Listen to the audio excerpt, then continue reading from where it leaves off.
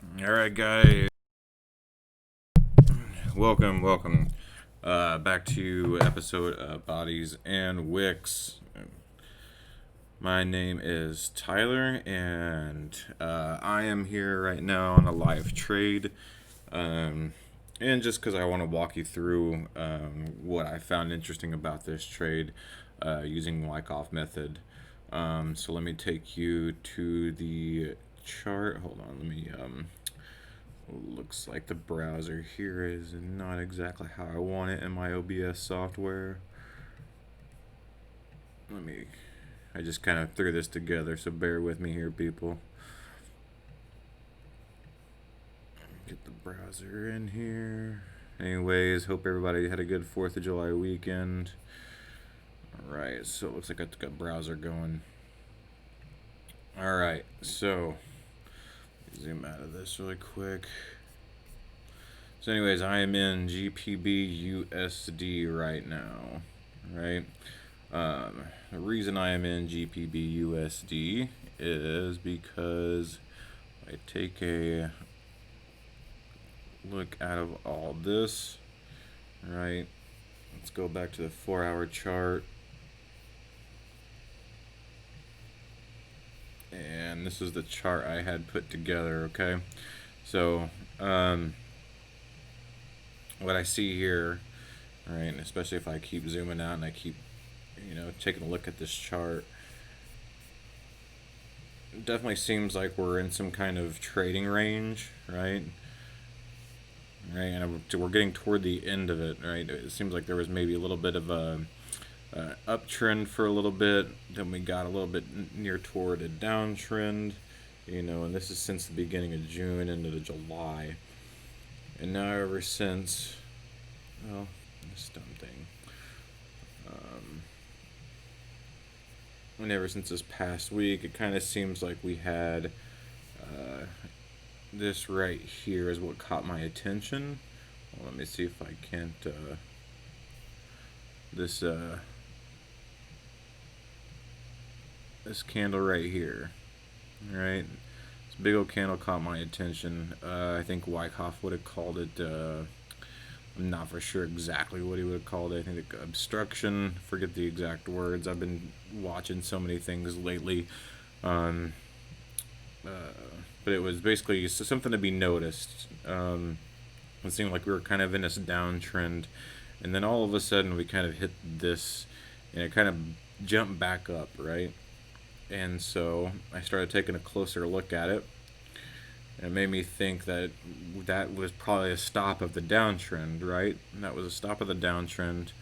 Um, and because that was a stop of the downtrend, we had come back up, and I had saw that this, had made equal highs with this. So that made me think that since it was coming down, this we may have had a buyer's climax, right? We came, not only took out one level of liquidity, we took out two levels of liquidity, and then we hit a bottom, right? So, and it looked like this right here, would have been, um, like a level of resistance right here, a level of support, I should say. Level of support, you kind of got, the lows here, you got the high here. It looks like it came back and it rejected off of this support. All right, and then it dove back down, which is exactly what we were looking for in kind of a Wyckoff method. And this thing keeps popping up. So then, as soon as that happens, you get an automatic rally off of that, right? So you take out the lows, and then so people are going to start buying. They're going to start buying, or selling, I should start saying. They're going to start selling. So once they start selling, you can see this red candle here. Now the operator turns around and takes this and turns it right back upwards, right? Now it takes out all those stop losses. So it just took out a lot of people in that candle. The candle I was talking about, the one that caught my attention, this one right here, right? So that was the candle that caught my attention. That's what I was looking at. Let me go ahead and delete that. So ever since I was looking at that candle, I started thinking, okay, so what's going on here? Well, what do we got going on? So it comes back down, and we got a spring, right? And then we also, we're going up toward these highs again. and we have this up thrust. We really don't have distribution just yet, and I think that's what I'm catching. I hope that's what I'm catching. I'm not 100% sure, but we do have this up thrust, right? And we had this candle is pretty much a sell to buy, or sorry, a buy to sell candle, right? It's a buy to sell candle, and the sell candle is just a little bit. It engulfs the buying candle just a little bit. So that tells me that there could be a little bit more volume trying to push this down right now. Once I took a look at the RSI, I have the it looks like what's to be pretty much almost equal highs, and you have this huge jump from here to here. Let's see how big of a pip jump that is. It's about a 40 pip jump, right? But in the RSI, it's barely, you can't even tell a difference. So that tells me that this thing's probably looking to be going down. Now, while it's sitting here, it's looks like it's also wanting to try to get back up past this resistance line. You can see with this candle here. So there's one of the tests I believe I see.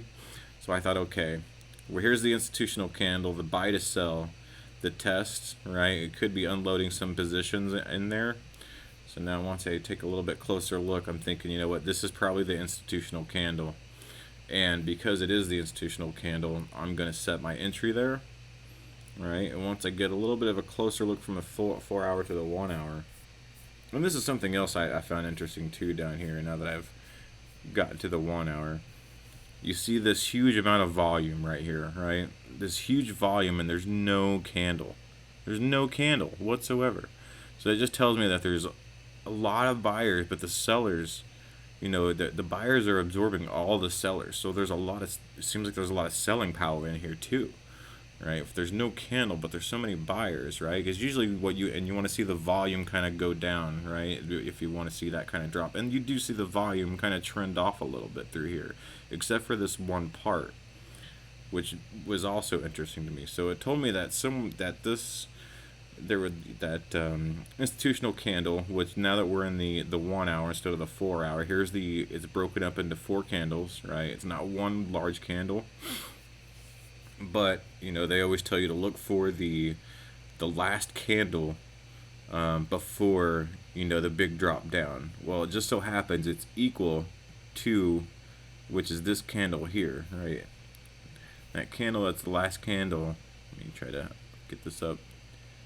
That big jump down is that bullish candle right here, right?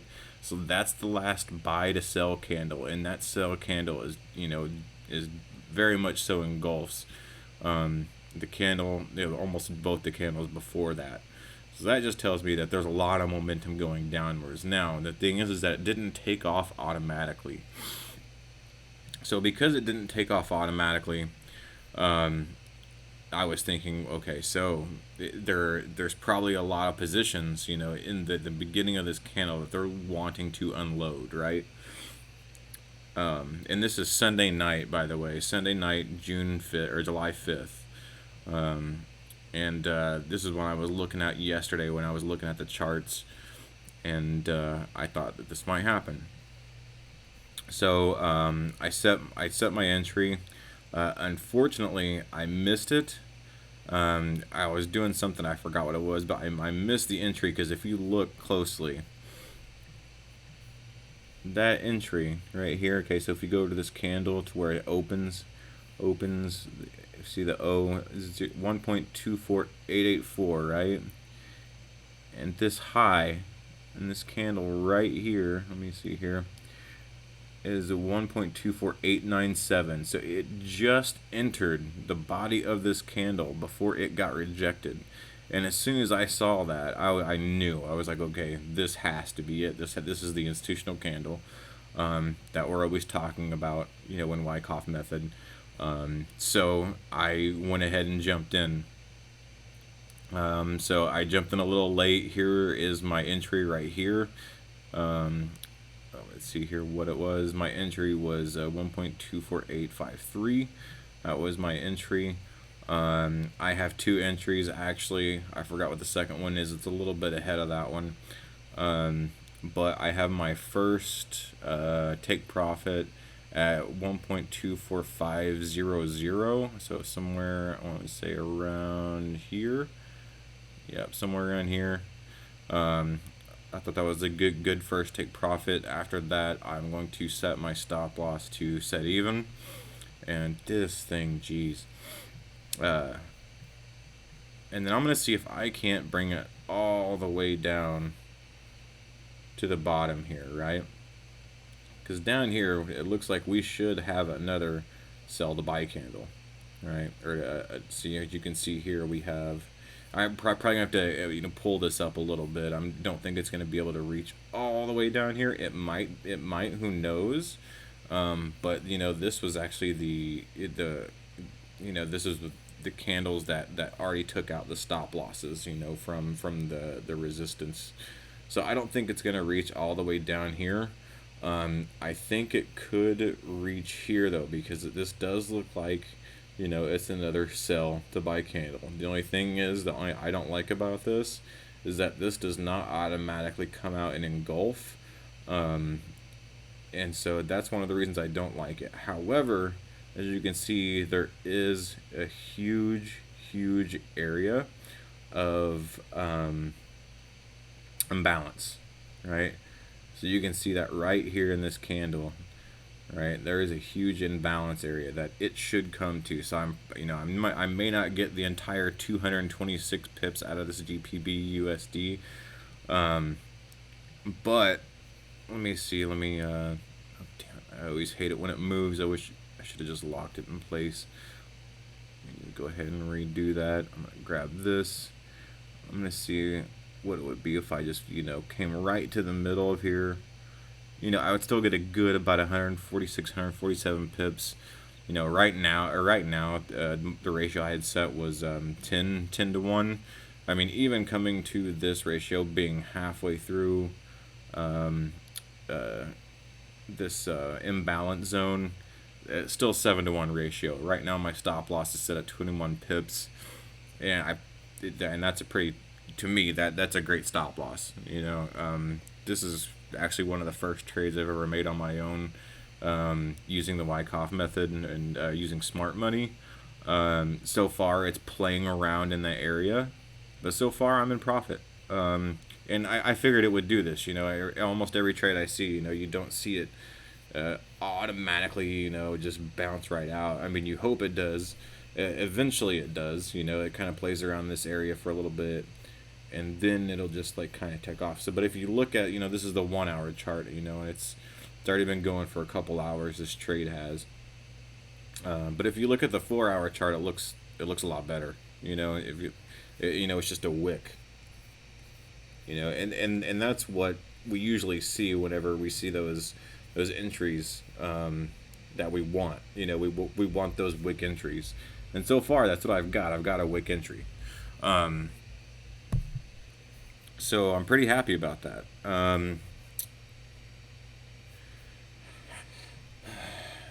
Anyways, that was it. I just wanted to share that with you guys, and let you know how that trade is going. I'll give you an update whenever I can. But happy Sunday of July 5th, and happy trading. Thanks for listening to me. Peace.